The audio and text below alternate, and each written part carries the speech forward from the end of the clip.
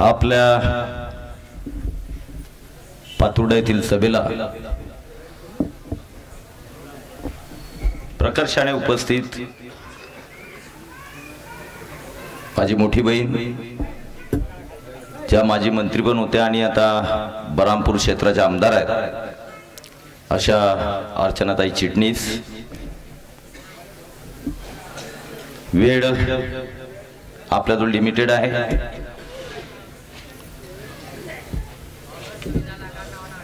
कार्यक्रमाचे अध्यक्ष आशाताई वानखडे, उपसरपंच कार्यक्रमाच्या अध्यक्ष सो आशाताई वानखडे, आणि सर्वांचे नाव घेतलं तर मग भाषणाच्या ऐवजी त्यामध्ये जातील। मी सगळ्यांची माफी मागतो। सगळे माझ्यापेक्षा वरिष्ठ आणि ज्येष्ठ श्रेष्ठ कार्यकर्ता पदाधिकारी आहेत, ते सर्व मंचावर उपस्थित सर्व पदाधिकारी, उपस्थित सर्व माता भगिनी, वडीलधारी मंडळी व युवा मित्रांनो, एवढी स्टेजच्या मागे जास्त गर्दी काय केली मलाही समजत नाही। याच्या पुढे स्टेज जो आहे ना त्या कोपऱ्यात लावत जा, तिकडं असा कोपऱ्यामध्ये, जेवढे सभेत पुढे नाही तेवढे मागे राहतात तुम्ही। आता मागे येते काय ऐकू बरोबर?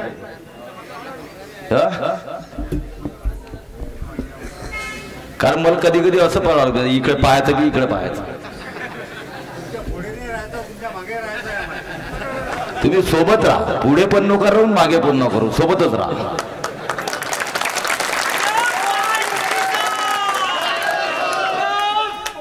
पुढे गेलं तुम्ही, जर पुढे गेले माझ्या पुढे पुढे चालायला लागलं तर मला चालता येणार नाही। तुम्ही मागे राहिले तर तुम्ही ढकलत राहणार, तर सोबत असले तर मग सारखे चालणार, आणि आपण सोबतच जायचं। कोणी मोठा कार्यकर्ता नसते, कोणी मोठा नेता नसते, आणि कोणी छोटा कार्यकर्ता नाही। जेव्हा तुमच्या डोक्यामध्ये नेतेपण येते तेव्हा तो माणूस संपायला लागतो।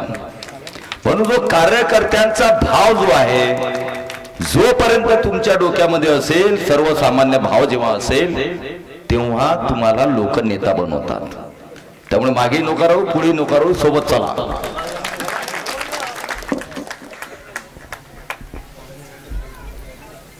आता दीदींचं एक आवेशपूर्ण आणि सुंदर असं भाषण झालं, कारण ते शब्द आणि त्या प्रकारची रचना ही माझ्याच्याने होऊ शकत नाही। अतिशय सुंदर भाषण आणि मार्मिक भाषण त्यांचं आपल्याला ऐकायला मिळालेलं आहे। एक मेजवानी असते, पण तू एक सांगतोय, मी जे बोलतो त्यांनी जे बोललं तेही मनापासून बोलले, आणि मी जे बोलतो कधीही विचार करून बोलत नाही। जे मनामध्ये असतं ते बोलायचं, कारण खोटं बोलणेच नाहीये तर मग विचार कशाचा करायचा? खरं बोलणाऱ्याला कधीही विचार करून बोलावं लागत नाही, आणि खोटं बोलणाऱ्याला 10 वेळेस त्याला पहिले प्रॅक्टिस करून घ्यावं लागते की मी काय खोटं बोलायचं, मी काय खोटं बोलायचं, मी काय खोटं बोलायचं। आणि खरं बोलणाऱ्याला कुठे विचार करावं लागते? मनात आहे ते बोलायचं, जे केलं ते सांगायचं। आणि म्हणून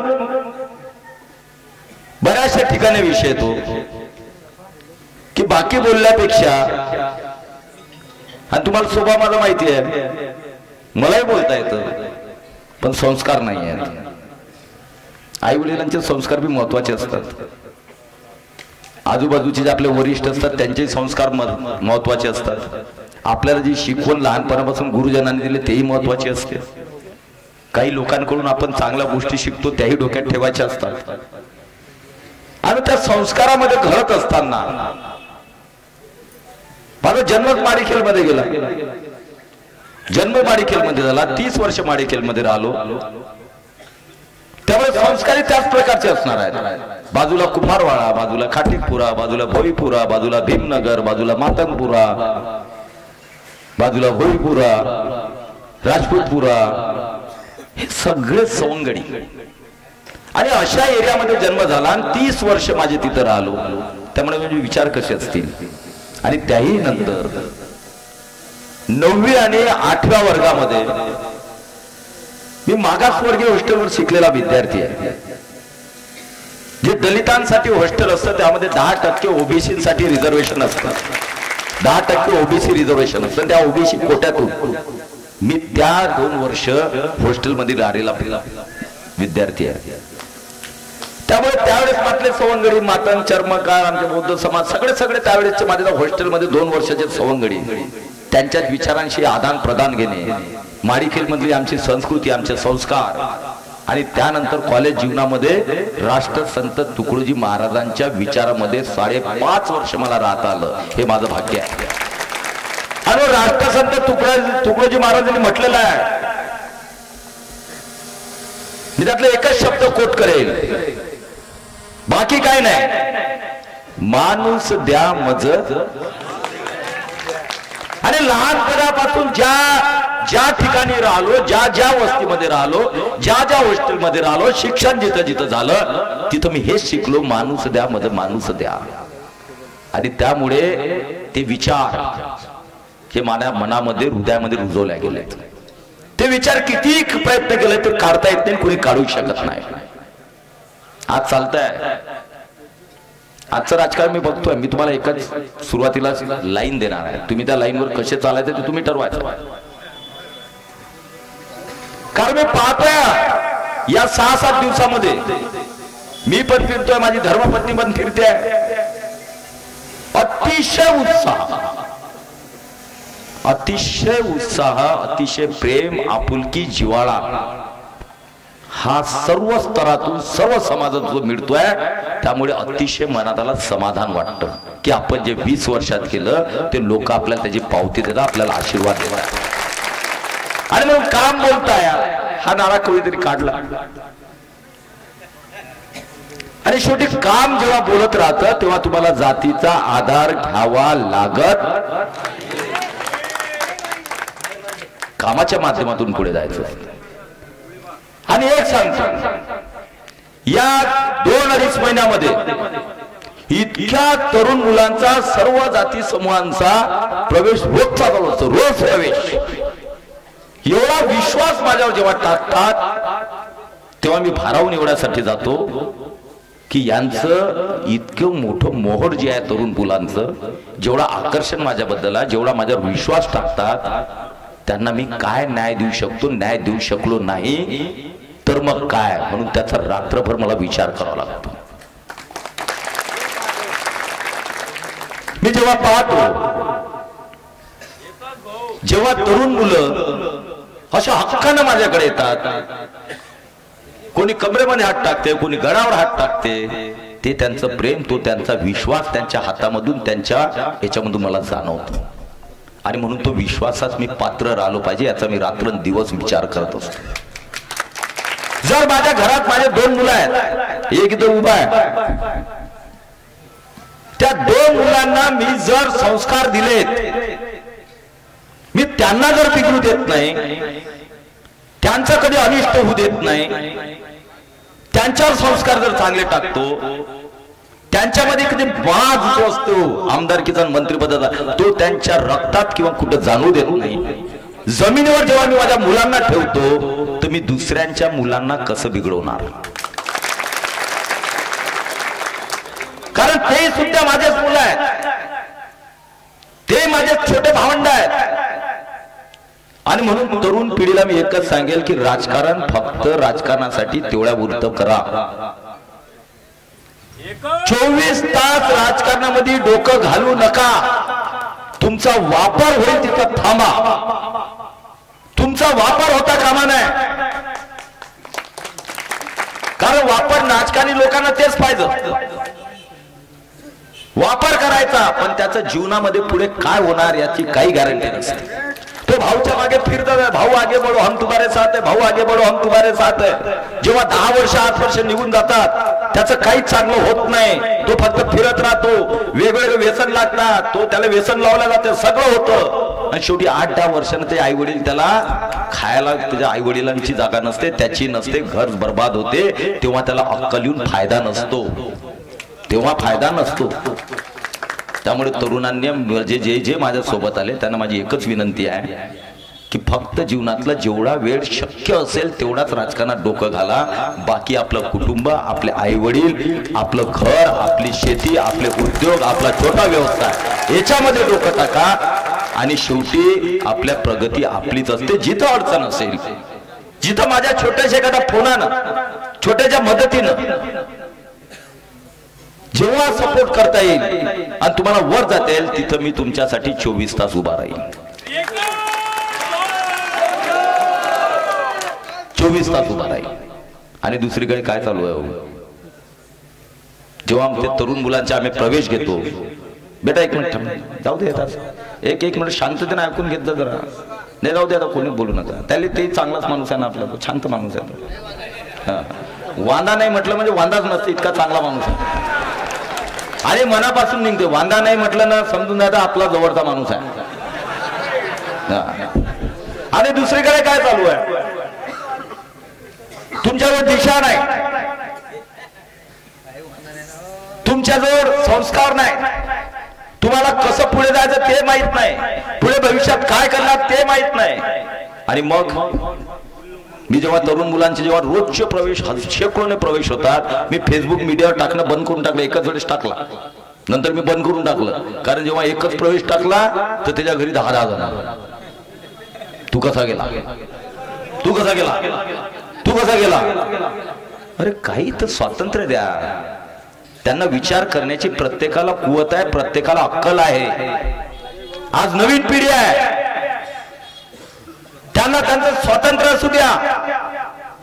त्यांचे स्वतःचे विचार आहेत, काय चांगलं काय वाईट हे ते ठरवतात. आज सोशल मीडिया आहे, नेट आहे, इंटरनेट आहे, पूर्ण जग त्यांच्या मुठीमध्ये आहे, एका फोनामध्ये. जगात काय चाललंय, देशात काय चाललंय, महाराष्ट्रात काय चाललंय, मतदारसंघात काय चाललंय, गल्लीत काय चाललंय, एका सेकंडची त्यांना माहिती असते. आणि ते अभ्यास करणारी पिढी आहे, ही विचार करणारी पिढी आहे, समजदार पिढी आहे. आणि मग का दवा टाकायचं, त्यांना एखादा पटत असेल तिकडे जाऊ द्या, त्यांना दुसरा पटत असेल तिथं काम करू द्या. ज्यांना जे पटतं त्यांना करू द्या, पण त्याच्यावर दबाव टाकून देऊ असंच करायला पाहिजे. मला वाटतं हे लोकशाहीसाठी घातक आहे, हे घातक आहे लोकशाहीसाठी.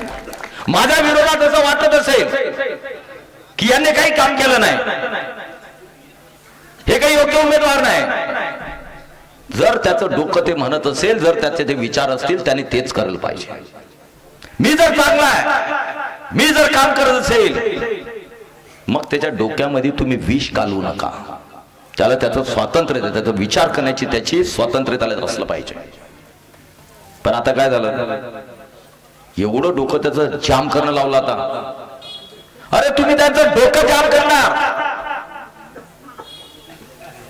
तुम्ही त्याच्या डोक्यामध्ये विष टाकणार, पण ते तेवढा पुरतच त्याच्या डोक्यामध्ये राहणार, कारण तो समजदार पोरगा आहे. और हम तो उसके दिल में बैठते हैं. तुम दिल से कहाँ निकालोगे, तुम दिमाग में उसमें कुछ भी डालो, हम दिल में बैठे हैं, दिल से कैसे निकालोगे. दिल से कोई नहीं निकाल सकता. शेवटी तो जेव्हा येईल त्याचं मन सांगेल त्याला की भाऊ भाऊलाच द्यायचं. तुम्ही किती डोक्यात विष टाकन पेरा, काही फायदा नाही आहे. आणि एकच त्यातली लाईन सांगतो, ज्या पद्धतीनं 2004 पासून तर 24 पर्यंत हा मतदारसंघ ज्या विचारांनी आपण पुढे नेला, कोणताही भेदभाव कुठं करायचा नाही, जात पात कुठेही मानायची नाही. एका चांगल्या विचारानं राष्ट्रसंत तुकडोजी महाराज, गाडगे महाराज यांच्या विचारांना हा प्रेरित असलेला कार्यकर्ता जेव्हा त्या विचारानं पिढी पुढे नेते आहे, तुम्ही पुन्हा त्या कुचकट विचारामध्ये जाताय, पुन्हा त्याच विचारामध्ये लोकांना टाकण्यात. पण लोक आता समजदार आहेत, आता काही फरक पडत नाही. लोक तोंडावर हो म्हणतील, थोडा दबाव असते, थोडस आपले संबंध असतात, होते काही आवश्यक, काही प्रॉब्लेम नाही आहे. पण जेव्हा तो शेवटी विचार करेल, तेव्हा तो मनानं जो विचार करेल तो महत्वाचा विचार आहे. तुम्ही डोक्यात किती टाका, मनानं विचार केला तेव्हा महत्वाचा विचार आहे. आणि मी एवढंच सांगतोय 2004 ते 24 पर्यंत या मतदारसंघाला मी विकासाचं पुढचं बोलणारच आहे, विकासावर, पण 2004 ते 24 मध्ये ज्या ध्येयासाठी मी या राजकारणात आलो, मी राजकारणात याच्या पूर्वी काही लोकांना काही बोलतात, मला काही माहिती नाही, मला काही टीकाही करायची नाही, मी कोणा टीकाही करणार नाही, कारण मी राजकारणात यायच्या पूर्वी, म्हणून मी तरुण पिढीला सांगत असतो की राजकारण हे फक्त तेवढ्या पुरतं करा, पहिले आपलं समाजकारण, आपलं घर सांभाळा. मी एवढ्यासाठी सांगतोय की जेव्हा मी राजकारणात प्रवेश केला तेव्हा प्रॉपर्टीचा माझा बिझनेस होता, छानपैकी कमावून ठेवलेला आहे, घरही तेव्हा बांधलेलं आहे, गाड्याही होत्या, सगळं इस्टॅब्लिश होतं. त्यानंतर मी समाजसेवेत फुल फेज उतरलो, कारण की मला सेवा करायची, मग 24 तास मी सेवा केली पाहिजे, 24 तास लोकांच्या कामामध्ये राहिलो पाहिजे. त्यामुळे मी 2004 पासून राजकारणात आलो, ते आज तक तेच काम करतोय. 2004च्या पूर्वी जे राजकारण चालायचं ते आपण सगळ्या तरुण पोरांना कदाचित माहित नसेल. 20 वर्षापूर्वीचं राजकारण एक वेळेस आपल्या आई वडिलांना विचार. 2004च्या पूर्वी ज्या या मतदारसंघामधलं राजकारण चालायचं ते जातीवादाच्या भरोशावर राजकारण करायचं, कारण कामच करत नव्हते, कामाचा पत्ताच नाही. मग ते घुंगरूवाला तेवढ्यानं तरी आपल्याला मतं भेटतील ना, आपण खूप बंद निवडून येऊ, हा एकच विचार. मग काम कशाला करायचं? जे विचार 2004च्या पूर्वी होते ते खोलण्यासाठी या राजकारणात मी आलो, आणि 2004 ते 24 पर्यंत मी आणि तुम्ही सुद्धा त्याच विचारानं हा मतदारसंघ आपण जातीभेद विरहित मतदारसंघ नेतोय, पुढे नेतोय. आता हा विचार करण्याची आवश्यकता आहे की 2004च्या पूर्वीचं मतदारसंघातलं जे प्रकरण किंवा ज्या पद्धतीची विचारधारा होती तीच आपल्याला ठेवायची आहे, की 2004 ते 24 ची विचारधारा आपल्याला पुढे न्यायची आहे. आणि म्हणून एक सांगतो की विकास कामावर जेव्हा बोलतो आपण, या गोष्टीवर बोलतो, विकासावर बोलायचं काय हो, आता सगळ्यांच्या घरी पत्रकही पोहोचले, सगळ्यांना सगळंच माहिती आहे, किती बोलू त्याच्यावर. जेव्हा मतदारसंघ साधा रस्ता नव्हता, आता सगळ्यांना माहिती आहे, आज तो मतदारसंघ बांधत आपण रस्त्यांच्या बाबतीत असो, सिंचनाच्या बाबतीत असो, पाणी पुरवठ्याच्या बाबतीत असो, रेल्वे असो, इन्फ्रास्ट्रक्चर, कोणताही उद्योग. आता मला विचारलं होते 20 वर्ष तुम्ही काय केले, 20 वर्ष तुम्ही काय केले, एक तरी उद्योग आणला. आता मध्ये समजते असाला आपण काही चुकलो तर आपल्याला गलती तर नाही. बरं, मग मी हे विचारू शकतो, तुम्ही 15 वर्षात एकतरी उद्योग आणला का? त्यापूर्वी एकतरी उद्योग आणला का? मी हे विचारू शकतो. पण त्यांचंही बरोबर होतं, माझंही बरोबर आहे, कारण त्याही 15 वर्षामध्ये आणि याही 20 वर्षामध्ये उद्योग केव्हा येतो?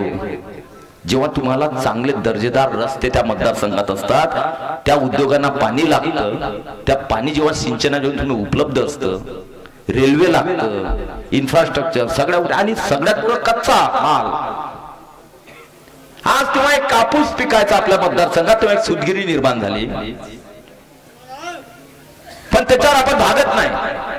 जेव्हा मतदारसंघामध्ये ह्या गोष्टी होतात तेव्हा कच्चा माल जेव्हा निर्माण, काही इथं खनिज संपत्ती नाही, इथं लोह संपत्ती नाही, की एखादा लोह मिळते जमिनीमधून आणि मग इंडस्ट्रीवर लोह काढून आलं, इथं स्टील फॅक्टरी टाकली.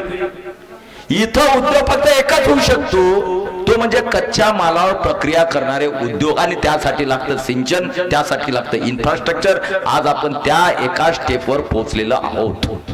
आज आपण इन्फ्रास्ट्रक्चर परिपूर्णतेकडे गेलो आहे. आज सिंचनाचा आपला तोंडी प्रकल्प पूर्ण झालेला आहे, शेतकऱ्यांच्या शेतापर्यंत आपण पाणी पोहोचवलेलं आहे. आलेवाडी आहार कचेरी प्रकल्प आपण 1 वर्षामध्ये शेतकऱ्यांच्या स्वाधीन करतोय, शेतापर्यंत पोहोचवतोय. जिगा प्रकल्प आपण 2 वर्षामध्ये 44 हेक्टरला वितरण व्यवस्थेचं 3400 कोटीचं टेंडर होऊन आपण शेतकऱ्यांच्या शेतापर्यंत पोहोचवतोय.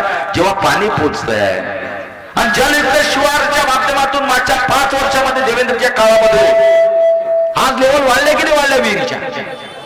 हे काम शेकडो हजारो बंधारे आपण या मतदारसंघात केले. पाणी जमिनीमध्ये बुडवलं, रिचार्ज शाफ्टच्या माध्यमातून 300 फूट पाणी जमिनीमध्ये टाकलं, तेव्हा आज आपल्या विहिरींचं पाणी वाढलेलं आहे. पण पुढच्या याच्यामध्ये 2 वर्षामध्ये सिंचनाचं पाणी आपल्या शेतापर्यंत पोहोचण्याचा आमचा प्रयत्न राहणार आहे. आणि त्यावर आपण वेगवेगळ्या पिकं जेव्हा घेऊ, ऊसासाठी काय लागतं? साखर कारखाना एकही नाही आणला म्हणते भाऊन. कधी येईल बाबा? जेव्हा प्यायला पाणी आम्हाला नव्हतं, पहिलं तर त्याचीच व्यवस्था करायची. जेव्हा खार पाणी चांगलं नाही, आमच्यामध्ये दुष्काळ आहे, विहिरीचं लेवल आपल्या 100 150 200 फूट गेलेला आहे, तिथं ऊस का पिकवणार आहे? जेव्हा लोकांना पाणीच नाही तेव्हा ऊस कसा पिकेल? आज आपण त्या परिस्थितीमध्ये आहे की आज ऊसाची लागवड आपण या मतदारसंघात करू शकतो आणि 4 इंडस्ट्रीनी गव्हर्नमेंटकडे ऑलरेडी लेटर दिलेला आहे की साखर कारखान्याची परमिशन द्या. पण ते परमिशन कोण देणार? केंद्र शासन. आणि म्हणून केंद्रात आपली सत्ता, राज्यात पण आपली सत्ता येणारच आहे आणि केंद्राकडून आपण ती परमिशन आणू. त्यासाठी 400 एकर जमीन 1 लाखची आपण रिझर्व केलेली आहे. त्यातली 200 एकर नॉमिनल दरावर लीजवर आपण त्या साखर कारखान्यात देतोय, ज्या माध्यमातून या मतदारसंघातलं अर्थकारण जे आहे ते एकदम बदलून टाकणार आहे. इथेनॉलचा प्रकल्प असेल, आपला इथेनॉलचा प्रकल्प जो मक्यापासून आणि ब्रोकन राईस पासून आपण करतोय त्याची मंजुरात आपली पूर्ण झालेली आहे. ते सुद्धा प्रकल्प आपला भविष्यामध्ये आपण चालू करतोय. संत्र्याचा प्रकल्प सोनाळ्यामध्ये त्याचं टेंडर सुद्धा झालेलं आहे आणि त्याचं काम आता चालू होते आहे. सोयाबीनवर प्रक्रिया करणारा उद्योग सुद्धा मतदारसंघामध्ये निर्माण करण्यात आपलं ध्येय आहे आणि जे बोलतो तेच करतो, जेवढं करू शकतो तेवढंच बोलतो. मी तर एक गाणंच ऐकलं बाबा, क्या हुआ तेरा वादा. आता ते वाद्यामधलं एक गाणं आहे, एक शब्द, क्या हुआ तेरा वादा. मी विचार करून मी ते अजून गाणं पूर्ण ऐकलं नाही यार. थोडंसं आता गाणं ऐकायची एक वेळेस ऐकतो ते आणि शेवटच्या भाषणामध्ये देतो उत्तर द्यायचे. त्या गाण्यावर एक गाणं देतो, क्या हुआ तेरा. मी काय वादे केले होते भाऊ? मी काय वादे केले होते? मी जे वाढलो, ज्या टर्म मध्ये तुमच्या समोर आलो त्या पुढच्या 5 वर्षात ते पूर्ण करून दाखवलेलं आहे. जरा सगळ्या लोकांना जाऊन घरापर्यंत विचारा. मी उद्योगाचा कधीच वादा केला नाही. 20 वर्षात तुम्हाला आठवत असेल कोणत्याही पोराने किंवा त्यावेळेच्या पिढीला आहे की 20 वर्षात भाऊने म्हटलं मी हे उद्योग आणणार, हे मोठमोठ्या फॅक्टरी आणणार, तरुणांना रोजगार देणार, खूप मोठं करणार, असं कधी बोललोय मी? का नाही बोललो? मला परिस्थिती माहित होती की आपण होऊच शकत नाही. जोपर्यंत इन्फ्रास्ट्रक्चर, पाणी, आपल्या याच्यासाठी शेतीसाठी पाणी, पिण्यासाठी पाणी, रस्ते, रेल्वे आणि इंडस्ट्रीसाठी पाणी जोपर्यंत देणार तो उद्योग धंदे येणार कुठून? आज तुम्हाला सांगतो, मजा येईल तुम्हाला थोडीशी. आज बिअरच्या 4 फॅक्टरीवाल्यांनी परमिशन मागितलेल्या मतदारसंघात, द्यायची की नाही तुम्ही सांगा. कारण पाणी उपलब्ध आहे. जिगामध्ये आपलं 2 वर्षात आपलं पहिल्या टप्प्याचं पाणी वाढवतोय आपण, 10% त्याच्यावर इंडस्ट्रीसाठी पाणी रिझर्व आहे. म्हणून आता सगळ्या कंपन्या बिअरवाल्या, दारूवाल्या इकडे पळायला सुरुवात होत्या. किती म्हणतात नाही अरे कारण त्यांना तर पाणीच लागतं. कोणी बगर राहायचं पितं, कोणी पाण्याचं पितं, पण त्याला पाणीच लागतं की नाही लागत? मग आता इथं मुबलक पाणी आता धरणामध्ये येऊन राहिलं, त्याचं ते इंडस्ट्री इकडे येणार की नाही येणार? पहिले कशा येत होत्या, इकडे खार पाण्यातून पिण्यासारखं पाणी नव्हतं. ते इंडस्ट्री कसं त्यात बिअर कशासाठी मध्ये खार पाण्याचं बिअर थोडी बनणार आहे. म्हणजे एवढं जवळ डोकं आपल्याला व्हिजन नसलं, दृष्टी नसली तर मग कशाला राजकारणात आपण बोलायचं? ह्या मजाकच्या गोष्टीला जे मी काही बोललो शिन एखादा शब्द तो मजाकचा घ्या, पण त्याही फॅक्टऱ्या आपल्याकडे उत्सुक आहेत फॅक्टरी लावण्यासाठी, बिअरच्या फॅक्टऱ्या सुद्धा. आता शेवटी अर्थकारण बदलायचं तर आपल्याला काय करायचं आणि काय प्रयत्न करायचे. आज सगळ्यात महत्वाचं सांगतो, तुमच्याकडे जर मुबलक पाणी उपलब्ध ना तर कितीतरी लोक तुमच्याकडे फॅक्टरी लावायला येतील. पाणी नसलं तर कोणीच येत नाही, कोणीच येत नाही. आज 2 रेल्वे स्टेशन आपले होत आहेत, जामोद आणि सोनाळ्यामध्ये. जे आंध्र प्रदेश मधून निघणारी ट्रेन ती आपल्या जळगाव जामोद मार्गे बरामपूर, खंडवा, भोपाळ जाईल. म्हणजे 3 स्टेटची कनेक्टिव्हिटी होत आहे. आणि म्हणून काम करणाऱ्याला काम करू द्यायचं असते. उगीच टीका करायची तर चांगल्या प्रकारे करावी. आज टीकेचं स्वरूप काय? कामावर बोलायला काहीच नाही. बरं, याच्या पूर्वी तर तुम्ही काही सांगू शकत नाही की मी आमच्या काळामध्ये 15 वर्षात मी हे एक काम सांगावं, एक जे भरीव काम आहे. या मतदारसंघाचा शाश्वत विकासासाठी 15 वर्षात केलेलं तुम्ही एक काम सांगायचं. आणि नाही तर माझं तर घरापर्यंत पत्रक आलं, तुम्ही एक पत्रक तर करा. आणि म्हणून काम करत राहायचं, काम करत राहायचं. काहीतरी दृष्टी असावी लागते की कोणत्या टर्म मध्ये काय करायला पाहिजे, आपण कोणत्या स्टेपवर आपण गेलो पाहिजे, आता पुढे काय करायचं याचं विजन असलं पाहिजे. आणि आपलं क्लिअर विजन आहे. पुढचे 5 वर्ष जे आहे हे अतिशय महत्वाच्या मतदारसंघासाठी आहे. केंद्रात आपलं सरकार आहे, राज्यातही आपलं सरकार येणार. हे काळ्या दगडावरची देश आहे. आणि त्यामुळे 5 वर्ष एवढ्यासाठी महत्वाचे आहेत की आता आपण एका स्टेपवर पोहोचलो आणि जर 5 वर्ष जर तर मग आपल्याला काहीच भेटणार नाही. 5 वर्षामध्ये आपल्याला हा मतदारसंघ युवकांच्या दृष्टिकोनातून अतिशय महत्वाचा मतदारसंघ बनवायचा आहे. आणि माझा विश्वास नाही तर मी शब्द देतो, कारण मी वादे फादे काही नसतात आपल्याजवळ. जेवढं ज्या वेळेस मी ज्या टर्म मध्ये बोलूशील तेवढं करून दाखवलेलं आहे. पाणी पुरवठा मी बोललो तेव्हा किडनीचे होते, बिमार होते, मी म्हटलं ते योजना करून दाखवेल. सारा आत्मदहनापर्यंत जाऊन ती योजना आणलीच. त्यामुळे जे बोलतो ना ते करायचं असतं. आता तुम्हाला एक विषय शेतकऱ्यांचा खूप कळवळा खूप शेतकऱ्यांचा येतो लोकांना, किंवा शेतकऱ्यांचं काय हे काही बोलतच नाही, माझ्या भाषण ऐकत नाही राव. विधानसभेतले काढा जरा क्लिप. सोयाबीनवर मी बोललो की नाही, कपाशीवर बोललो की नाही, मालावर बोललो की हमीभावावर बोललो की नाही, क्लिप तर काढा. आता म्हणजे क्लिप काढून आणून ठेवलेल्या आहेत. कदाचित 2-3 दिवसात ते व्हायरल करून दाखवतो किंवा मी काय बोललेलं आहे शेतकऱ्यावर. शेतकऱ्यांनीच जास्त बोललेला आहे. पण आता कसं आहे की टीका करायला नसते तर मग सोडून द्यायच्या, फुसक्या सोडायचं असं चालू असते आपलं. आता तुम्हाला एक सांगतो की शेतकऱ्यांना एक बघा, आज पाण्याची पातळी आपल्या मतदारसंघाला जलयुक्त शिवारच्या माध्यमातून हजारो बंधाऱ्याच्या जेव्हा वाढली तेव्हा लोक आता रब्बीचं पीक चांगल्या प्रकारे घ्यायला लागले. दुसरं आपलं सिंचनाचं जेव्हा ऊस आणि वेगवेगळ्या पिकावर आपण जाणार आहे. तिसरा आपला विषय आहे की शेतकऱ्यांना हमी भावाचा. आता सोयाबीनचं आपले रजिस्ट्रेशन आणि सुरू झाले, कपाशी रजिस्ट्रेशन त्याची हमी भावाचे आपले केंद्र चालू होतील. पण आपल्या महाराष्ट्र शासनानं, महायुती शासनानं आता पुन्हा एक आपल्याला संकल्प दिलेला आहे की हमी भावाच्या व्यतिरिक्त 20% भावांतर योजना ही महाराष्ट्रात आपण लागू करणार आहे. 20%. म्हणजे मग जिकडे केंद्र शासन हमीभाव कमी जरी पडला तर महाराष्ट्र शासन जसं या वर्षी आपण केलं, जेव्हा हमीभाव कमी झाला किंवा त्याला कमी होत राहिला तर या वर्षी आपण शेतकऱ्यांना 5,000 रुपये हेक्टरी मदत केली सोयाबीन आणि कापसाच्या.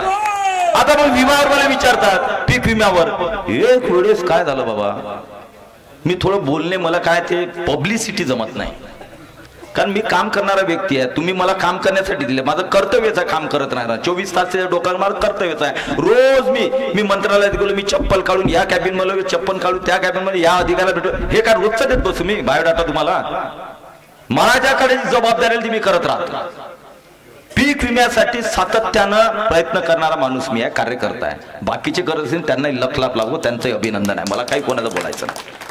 पण सातत्यानं प्रयत्न करणं. आजची परिस्थिती मी तुम्हाला सांगतो, आज 110% पीक विमा खरीप आणि रब्बीचा 110.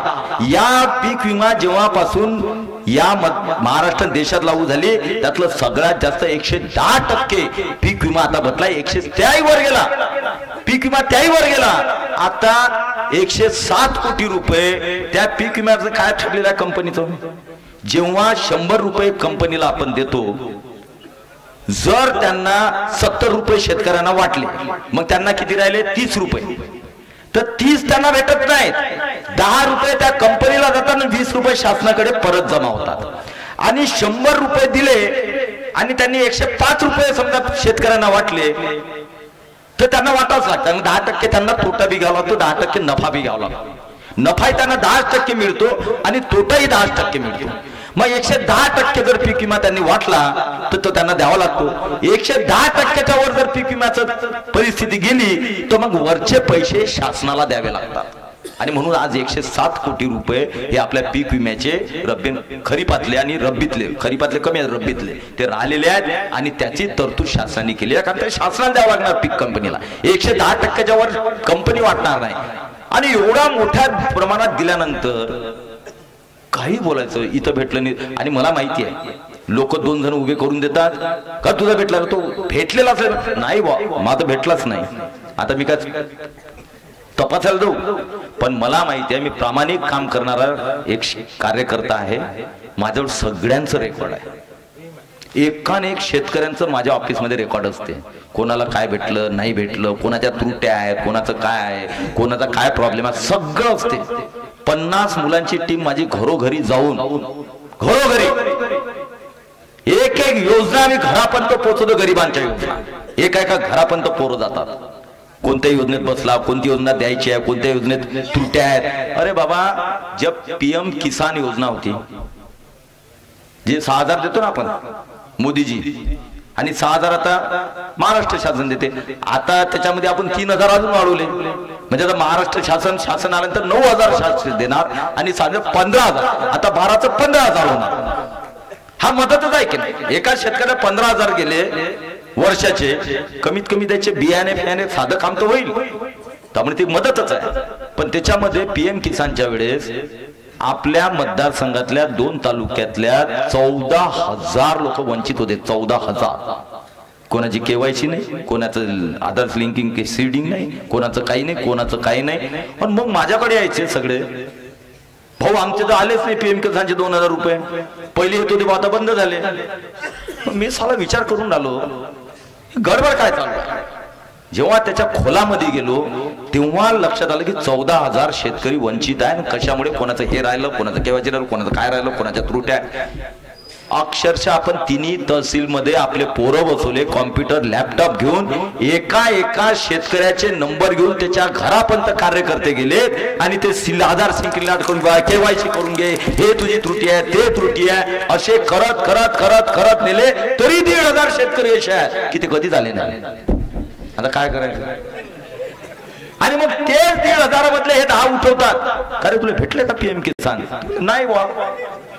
अरे बाबा ये ना, माझ्या घरी आहे, 24 तास दरवाजा उघडा, मुलं बसलेले आहेत, मी देतो प्रत्येकाला माहिती तुला का नाही भेटले, का कसे भेटणार आहे. आणि म्हणून काम करत राहणे. आणि तुम्हाला एक सांगतो की 50 जणांची टीम ही सातत्यानं पुढच्या 5 वर्षामध्ये प्रत्येक योजना तुमच्या घरापर्यंत पोहोचवणार. तुम्हाला कोणत्या ऑफिस मध्ये जाऊ देणार नाही, कोणत्याही ऑफिस मध्ये जाण्याचं काम पडणार नाही. प्रत्येक योजना हे तुमच्या घरापर्यंत पोहोचण्याचं काम आम्ही करणार आहे. कारण गरीब लोकांना बिचारा माहितच नसते. पहिले काय होतं, दलाल्या एवढ्या चालायच्या, अजूनही काही प्रमाणात करतातच लोक तिथे त्या तहसीलच्या पंचायत समितीच्या आजूबाजूले 100 रुपये देते. काय असते काम करताना? काम करताना काय असते, त्याचं काम होणार असते, पण अधिकारी त्रास देतात. मग त्या गरीबाला पकडायचं, 100 रुपये देऊन आणतात. काय सेटिंग करता? अरे कधी कधी त्या गरीबाचे शाप नका घेऊ, त्याचे आशीर्वाद घ्या. जाणं त्याच्या मागे उभे राहा, काम करून द्या हिमतीनं. ते नाही. काही तर लोकांना 500-1000 रुपये घेतल्याशिवाय घरीच जात नाहीत. त्या संग्रामपूर मधून जोपर्यंत 500-1000 रुपये कुठून मिळत नाही तोपर्यंत तो घरीच येत नाही. आणि ते भेटले की कुठं पडलेलं असते हे माहिती आहे आपल्याला. कशामुळे या परिस्थितीमध्ये जायचं नाही. आपल्याला चांगली पिढी, सुसंस्कृत पिढी, संस्कारी पिढी आपल्याला करायची, कारण हा देश वाचवायचा आहे. आपण लोकसभेमध्ये बघितलेलं आहे, जे काय झालं ते सगळ्यांसमोर आहे. कमी पडलो आपण जर ती चूक सुधारली नाही तर देश प्रथम, राष्ट्र प्रथम जी आपली भावना आहे, जे आपले विचार आहेत, जे पक्षाचे विचार, राष्ट्र प्रथम, आम्ही कधीही विचार करू तर राष्ट्र प्रथम हाच विचार करू. राष्ट्र प्रथम नंतर आम्ही विचार करू आमच्या संस्कृतीचा, जी सनातन संस्कृती आमची, तिचा आम्ही विचार करू. त्यानंतर आम्ही स्वतःच्या पक्षाचा विचार करून त्यानंतर आमचा विचार करू. हे आम्हाला शिकवण आहे. आणि राष्ट्र प्रथम जेव्हा भावना आपली आहे तेव्हा लोकसभेसारखी गडबड होता कामा नये. आपण मस्त याच्या हवेत राहिलो, वोटिंगच गेलो नाही. काय होते, एक मत केलं, आलेलंच आहे, सगळं जमतेच आहे. आणि जेव्हा रिझल्ट लागले तेव्हा लोकांचे डोके खाडकन उघडले, झालं कसं. म्हणून माझी विनंती आहे, एकन एक मत घरातलं काढल्याच गेलं पाहिजे. आमच्या माता भगिनी एकन एक महिला काढा. कारण जेव्हा तुम्हाला सत्ता कशासाठी पाहिजे, गोरगरिबांच्या सेवेसाठी तर पाहिजेच पाहिजे. जो भाजपाचा मूळ विचार अंत्योदय, गोरगरीब जनतेचे सामाजिक आणि आर्थिक परिवर्तन त्याच्या जीवनात करण्यासाठी आम्हाला सत्ता पाहिजे. आणि दुसरी कारण त्याचे आहे की आमची संस्कृती, सनातन संस्कृती, आमचे विचार हे जनमानसामध्ये गेले पाहिजे. हा देश राष्ट्रप्रथम ही भावना राहिली पाहिजे. त्यासाठी आम्हाला सत्ता पाहिजे आणि त्यासाठी काही तडजोडी कराव्या लागतात. पण तुम्ही सत्तेत जर नसले तर तुमची संस्कृती कशी टिकवणार. मी जास्त काय म्हणतात, मला ते कट्टरता जमत नाही भाऊ बोलणं, असं खूप काही, पण जे समजते समजणाऱ्याला. जेव्हा सत्ता नसली तेव्हा संस्कृती कशी जपायची, कशी जिवंत ठेवायची, हा आमच्या समोरचा विचार आहे. आणि म्हणून गोरगरिबाची सेवा करत असताना संस्कृतीचं रक्षण करणे हे आमचं काम आहे. कारण पुढच्या पिढीला कधीही त्रास होता कामा नये. पुढच्या 2 पिढ्या जेव्हा आपल्याला पाहतील की आमच्या बापानं आमच्या आजोबानं अशा पद्धतीचं संस्कृती रक्षण केलं नाही म्हणून आमचे हे हाल होतात, आम्हाला हे भोगावं लागतं, हे त्यांना भोगावायचं काम पडू नये म्हणून आम्हाला राष्ट्रप्रथम म्हणून आम्हाला आपली सत्ता पाहिजे आहे. खूप बोलण्यासारखं आहे, खूप विचार आहे. काही आता पुढच्या सभेत बोलणार आहे, व्हाईसनं लाईव्हच आहे, थोडे ऐकत जा ज्यांनी ऐकले नसतील, पुढच्या सभेतले ऐक जा. म्हणजे इथले तुम्ही ऐकले, याच्यात की काही मुद्दे घेतले, काही मुद्दे मी पुढच्या सभेत घेणार आहे, काही मुद्दे पुढच्या सभेत घेणार. आता 2-4 दिवस सभा आहे, काही मुद्दे सुटले ते पुढच्या ह्याच्यात घेणार. प्रत्येक मुद्दा इथं घेऊन ये नाही. परंतु एक लक्षात ठेवा की या पातुर्डा गाव असेल, सर्कल असेल, वर्षीदाचे सगळं मी प्रेम केलेलं आहे. सगळ्या लोकांपर्यंत कामं पोहोचण्याचं, ज्याची ज्याची अडचण सोडवण्याचा प्रामाणिक प्रयत्न केला. एक कार्यकर्ता म्हणून एक प्रयत्न करत राहिलो आणि पातुर्ड्यावर तर विशेष प्रेम मी केलेलं आहे. कारण भारतभाऊ तायडे सारखे आमचे संघाचे ज्येष्ठ नेते ज्यांनी जे रुजवले संस्कृती आणि विचार या भूमीत रुजवले, त्या माणसाची आठवण येणार नाही. त्यांनी ते विचार या भूमीमध्ये रुजवले पातुर्ड्यामध्ये. त्यामुळे पातुर्डा वासियांवर माझंही प्रेम आणि त्यांचंही माझ्यावर तेवढंच आहे. आता तुम्ही काही करा, त्यांच्या हृदयातून मी निघू शकत नाही. त्यामुळे सगळ्या गोष्टी फेल होणार आहे. आता तेच समीकरण झालं पहिलं 2004च्या पूर्वीचं राजकारण. हा देणारा एवढा गठ्ठा आपल्याजवळ, हा एवढा गठ्ठा, हा एवढा गठ्ठा येणार. काहीच गठ्ठे नाही बाबा, सगळे तुटलेले आहेत. स्वतंत्र आहेत सगळे विचार करायला. आता तुम्ही गठ्ठेवर जाऊन 2004 पर्यंत राजकारण केलं, मागच्या वेळेस केलं, 2019 मध्ये केलं, त्यावेळेस पुरा गठ्ठा तुटलेला होता. कारण ते जे आहे ती संस्कृतीवर चालणारे आहेत, संस्कारांवर चालणारे आहेत, राष्ट्रप्रथम म्हणून विचार करणारे लोकांनी पिढी नवीन आहे. तुम्ही ते राजकारण किंवा ते समाजकारण समजूच शकत नाही. तुमचं अजूनही कुचकट तेच चालू 2004च्या पूर्वीचं. हा एवढा इकडून भेटणार आहे, हा एवढा इकडून भेटणार, हा एवढा इकडून भेटणार, आलो निवडून आलो. अरे काम करायला बाबा. बरं ठीक आहे, तुमच्या आमदारकी नाही कोणाजवळ, कामापासून कोणी थांबवलंय का तुम्हाला? सामाजिक काम करू शकता की नाही करू शकता? तुम्ही समाजासाठी चांगलं काम करू शकता की नाही करू शकता? काय केलं याचं उत्तर समाजाला द्यावं लागेल की नाही? मग दिलं का तुम्ही उत्तर? तुम्ही काय केलं म्हणून? असं काही नाही आपणारच पाहिजे. एक सर्वसामान्य झोपडीत राहणारा माणूस जेव्हा 2 गरिबांचं काम करून आणतो, त्याच्या इतकं मोठं काम मी पण नाही करू शकत. कारण तेही महत्वाचं आहे. तो ज्या एक गरीबाला एक बाजूचा कार्यकर्ता किंवा बाजूचा माणूस त्याचं काम करून देते आणि त्याने ते समाधान, त्याचा आनंद त्याच्या चेहऱ्यावर पाहते, तेही तेवढंच मोठं काम आहे. आणि एक आमदार म्हणून मी काम करतो, तेही तेवढंच काम आहे. दोघांची तुलना करता येत नाही. म्हणून समाजामध्ये जेव्हा आमदार आपण नाही आहे तेव्हाही तुम्ही कामं करू शकता ना लोकांचे. तुमच्यावर काय नाही आहे, सगळंच आहे. अरे गोरगरिबांचे मुलं तुम्ही लावले असते तर कशी परिस्थिती आली नसती ना. आता गोरगरिबांचे मुलं फुकट मध्ये लावले असते तर भीक मागायची परिस्थिती समाजापुढे आली नसती. एक तरी मुलगा तुम्ही लावला का? एक तरी मुलगा लावला का तुम्ही? गोरगरिबाचा हा खूप गरीबाचा पोरगा आहे, याला फुकट मध्ये लावा, लावू शकले तुम्ही? मग समाजाच्या गप्पा कशा करायच्या? आणि तुम्ही म्हणजे समाज नाही, अस्तित्वाची लढाई आहे, शेवटची लढाई आहे आपली. कोणती आहे? शेवटची लढाई आहे. अरे बाबा, हे तुमची शेवटची वैयक्तिक लढाई आहे. समाजातल्या दुसऱ्या कोणामध्ये क्षमता आणि ताकद निर्माण झाली तो त्याची लढाई लढेल, तो त्याची लढाई लढेल. हे तुमची शेवटची लढाई आहे. तेवढी समाजाला का भेटीत धरतोय आपण? तुम्ही तुमचं बघा ना, तुम्ही काय कर्तृत्ववान केलं, काय कर्तृत्व केलेल्या भागामध्ये सांगा ना लोकांसमोर. मी सांगतो चॅलेंज देऊन, मी हे केलं, तुम्ही चॅलेंज देऊन सांगा मी हे समाजासाठी केलं, मी या समूहासाठी, मी या लोकांसाठी केलं, गरीबासाठी केलं, हे मी केलं, सांगा ना तुम्ही. पण आपली अस्तित्वाची शेवटची लढाई आहे. का ते विष पेरताय? आणि हे का पेरावं लागतं? जेव्हा तुम्ही काही कामच केलं नाही तेव्हा तुम्हाला पेरावं लागतं. डॉक्टर कुठेले पेरावं नाही लागत. एक फोन बी कोणाला जाणार नाही भाऊ. विरोधात असला तरी फोन जाणार नाही, समर्थक असला तरी त्यानं विरोधात काम केलं तरी त्याला फोन जाणार नाही. म्हणजे माझ्या एखादा जवळचा कोणी व्यक्ती करीन की नाही, दबावमध्ये येऊन किंवा म्हणा बिचारा ठीक आहे करीन की नाही, आयुष्यात फोन नाही करणार, कधीच फोन नाही करणार, कधीच दबाव नाही टाकणार. जिसको जहां करना है जो ज्या विचारामध्ये जाईल त्यानं त्याचं काम करावं, त्याला मी काम करू देईन. 9:56 झाले, अजून 4 मिनिटं बाकीच आहेत. पण झालं आपलं संपत झालं इंग्रजी. त्यामुळे ज्याला जिथं काम करायचं त्यानं तिथं काम करावं. ज्यांना जे विचार पडतात त्या पद्धतीने आपला निर्णय घ्यावा. मी जर 20 वर्षामध्ये खरोखर चांगली प्रामाणिक गोरगरिबांची सगळ्यांची मतदारसंघाची सेवा केली असेल, या 20 वर्षामध्ये मतदारसंघ चांगला बांधला असेल, सामाजिक दृष्टिकोनातून चांगले विचार रुजवले असतील आणि पुढचं भविष्य जर युवकांचं मला सुरक्षित करायचं असेल तर मला वोट द्या. आणि ज्यांनी काहीच केलं नाही, त्यांच्या डोक्यामध्ये फक्त कुचकट विचार भरलेले आहेत, जे काही सांगू शकत नाही, जर त्यांना तुम्हाला द्यायचं असेल तुम्ही त्यांनाही द्या, माझी काही ऑब्जेक्शन नाही. पण तो चांगल्या विचारासाठी लढा, चांगले विचार या मतदारसंघातले संपवू देऊ नका, एवढीच सगळ्यांना विनंती करतो आणि सांगतो. जय हिंद, जय महाराष्ट्र. सर्व लाडक्या बहिणींना विनंती करतो की त्यांनी आपले लाडके भाऊ संजू भाऊ कुटे यांचं स्वागत करावं. सर्व लाडक्या बहिणींना विनंती करतो त्यांनी मंचावर यावं. सर्वांनी 2 मिनिटांसाठी खाली बसा.